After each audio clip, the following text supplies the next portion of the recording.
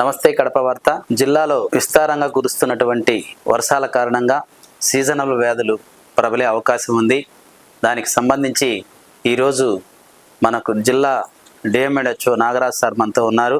వారితో ముఖాముఖి కొన్ని జిల్లాకు సంబంధించిన వ్యాధులు ప్రబలే అవకాశం ఉందో దాని గురించి సార్తో చర్చించడానికి కడప వార్త ఇక్కడ చేయడం జరిగింది.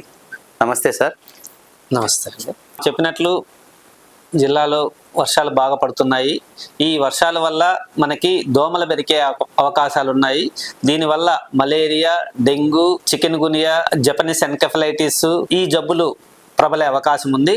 కాబట్టి వర్షాలు పడే ముందే డిస్ట్రిక్ట్ కలెక్టర్ గారు ఆల్ లైన్ డిపార్ట్మెంట్స్తో మీటింగ్ పెట్టుకోవడం జరిగింది. దీంట్లో ఆర్డబ్ల్యూఎస్కి అంటే వాటర్, దీంట్లో ఏంటంటే వాటర్లో ఎక్కడైనా కంటామినేట్ అయ్యే అవకాశం ఉంటుంది. దానివల్ల అక్యూట్ డయేరియాస్ వస్తాయి. నెక్స్ట్ దోమల్ని నివారించడానికి మున్సిపల్ కమిషనర్స్తోన ఎక్కడైనా వాటర్ లో లయింగ్ ఏరియాలో వాటర్ స్టాగ్నేషన్ ఉంటుంది, అక్కడ మనము ఆయిల్ బాల్స్ వేస్తున్నాం.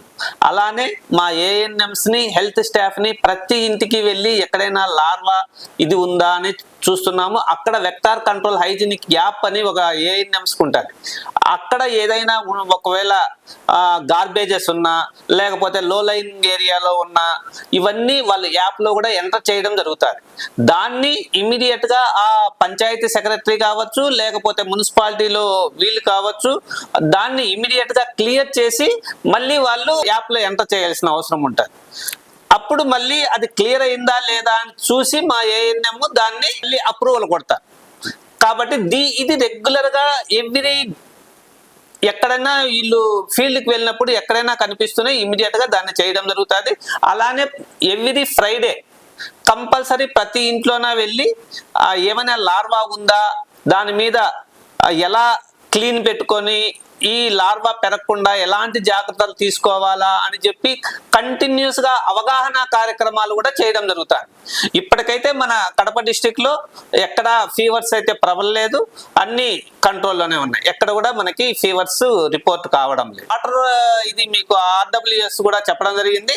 అలానే డిస్ట్రిక్ట్ పంచాయతీ ఆఫీసర్స్ కూడా, ఎందుకంటే అక్యూట్ ఏరియాస్ కూడా ఈ టైంలో ప్రబలే అవకాశం ఉంది. కాబట్టి ఎక్కడైనా మనకి ట్యాంక్స్ ఎలా క్లీనింగ్ చేస్తున్నారు అనేది కూడా మేము చూసి దాని మీద డేట్ కూడా వేపించడం జరుగుతుంది. ఎక్కడైనా లీకేజెస్ ఉంటే ఆర్డబ్ల్యూఎస్ వాళ్ళకి చెప్పి ఇమీడియట్ గా లీకేజెస్ ను కూడా క్లోజ్ చేయడం కూడా జరుగుతుంది. మనకి జిల్లాలో ప్రాథమిక ఆరోగ్య కేంద్రాలు ఎన్ని ఉన్నాయి, దానికి సంబంధించి సిబ్బంది ఎంతమంది ఉన్నారు సార్? ప్రాథమిక ఆరోగ్య కేంద్రాలు 51 ఉన్నాయి.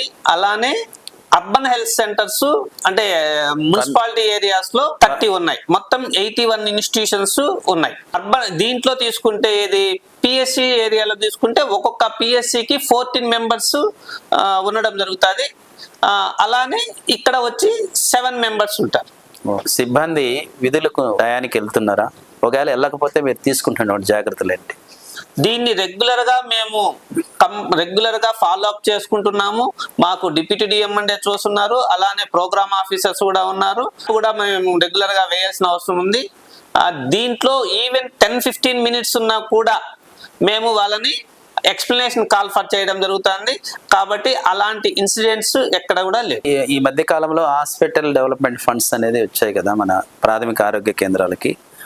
మామూలుగా దేనికి ఖర్చు పెడుతున్నారు సార్? అవి మెయిన్ గా hospital development funds main sanitation కి, అక్కడ ఉన్న శానిటేషన్ కి, ఒకవేళ ఏదైనా డెలివరీస్ కానీ డెలివరీ ఏవైనా వాళ్ళకి కావాల్సిన ఎక్విప్మెంట్ కానీ, అలానే కరెంట్ బిల్స్ కానీ, లేకపోతే అక్కడ వాటర్ కానీ ఏదైనా ఉన్నప్పుడు దాన్ని హెచ్డిఎస్ కమిటీ ఉంటుంది. ఆ కమిటీతో ఇది తీసుకొని దాన్ని ఇట్లా చేసుకోవడానికి అవకాశం ఉంటుంది.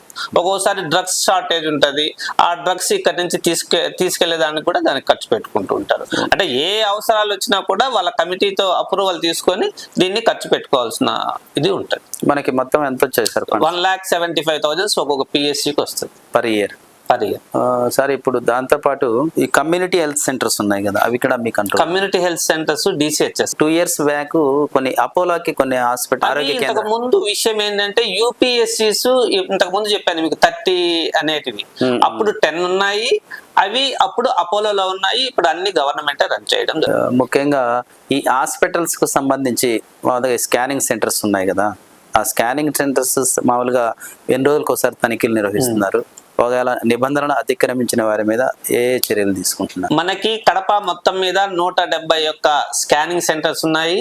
దీనికి ఎవ్రీ 3 years కి మా programme officers, deputy DM and HOs ని ఎవ్రీ 3 years కి కంపల్సరీ ప్రతి స్కాన్ సెంటర్ విజిట్ చేయడము, అక్కడ ఏవైనా గ్యాప్స్ ఉన్నాయా, ఒకవేళ చిన్న మైనర్ గ్యాప్స్ ఉంటే కలెక్టర్ గారు ఒక 5,000 to 10,000 ఫైన్ వేయమని చెప్పడం జరిగింది. దాన్ని వేస్తున్నాం. ఎవరైనా సెక్స్ డిటర్మినేషన్ ఎవరైనా చేస్తున్నారా అనేది మేము దానికోసం అనేది మేము చూస్తుంటాము. అలానే ఫామ్ ఎఫ్స్ ఎవరైతే స్కాన్ చేసిన వాళ్ళన్నిటిని మాకు పంపించాలి.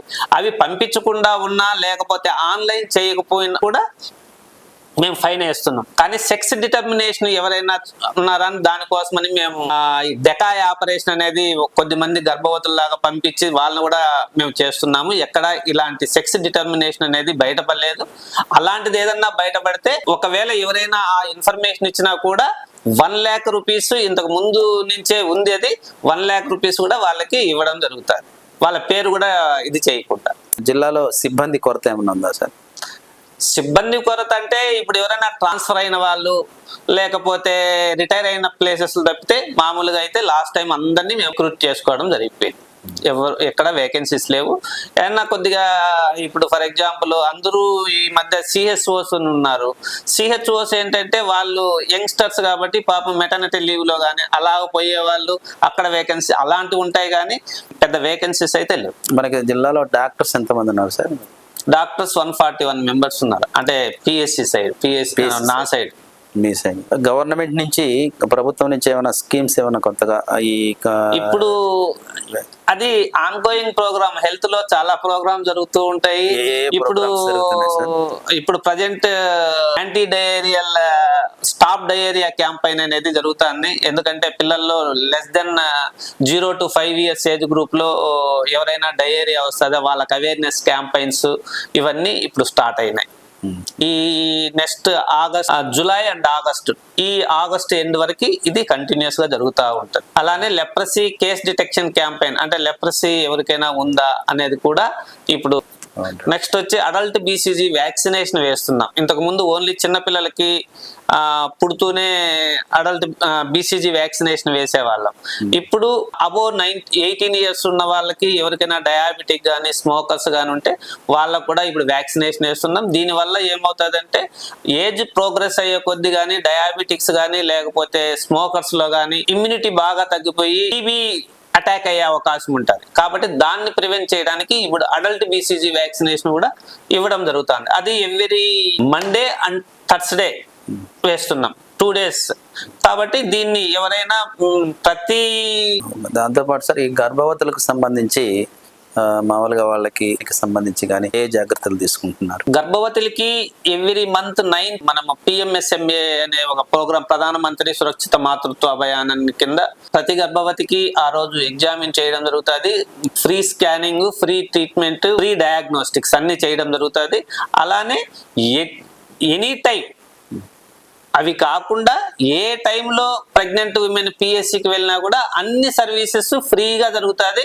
ఒకవేళ ఏదైనా వాళ్ళకి అనీమిక్ ఉన్నా లేక అనీమిక్ గా ఉంటే 108, 104 2 vehicles ఇవి ఉన్నాయి.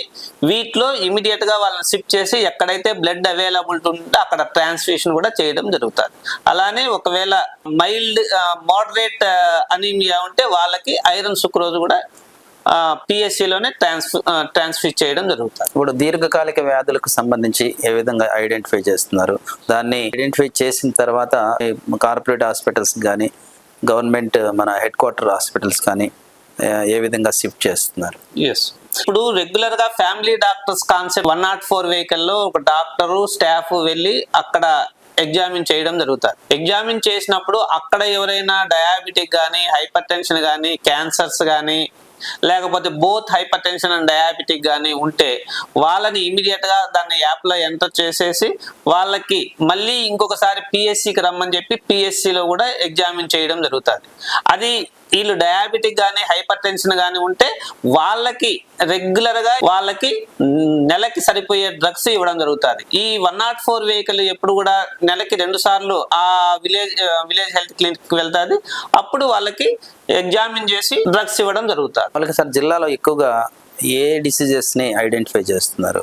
ఉన్నాయి, హైపర్ టెన్షన్ డయాబెటిక్ అందరికీ ఉంది, కానీ మరీ అంత ఎక్కువ అనేదేం కాదు. యావరేజ్ గా అన్ని డిసీజెస్ ఉన్నాయి. థ్యాంక్ యూ సార్, మీ యొక్క అమూల్యమైనటువంటి సమయాన్ని మాకు కేటాయించి Thank you. ప్రజలకు ఉపయోగపడేటువంటి సలహాలు సూచనలు ఇచ్చినందుకు మెనీ థ్యాంక్స్ సార్.